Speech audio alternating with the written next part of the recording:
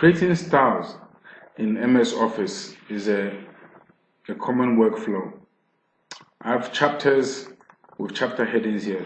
To change a style, I either click or highlight my text in question, and the quick edit bar, I can go to styles and change the heading.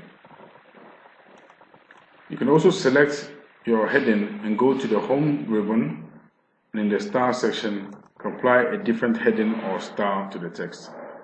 It's also possible to create your own style. To do this, you go into the styles area, you click on the expand button, then you go to create a style. And here I'm going to create a style called Hat1. And here I'm going to modify the style. I want the font color to be with black and the size to be 16 and bold. So I click OK. So that's my Hat1. So you see the Hat1 here. Let me create another one for submenu. So Hat2. I'm going to give the name.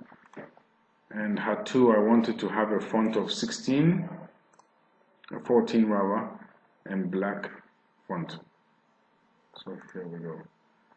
So I can now select my chapters and go to styles and choose the Hat1 for the header 1 and Hat2 for the header 2.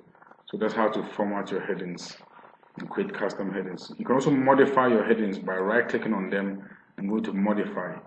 Let's say I want my header now to be orange. That's header 1 and 2. So here they automatically change within my document.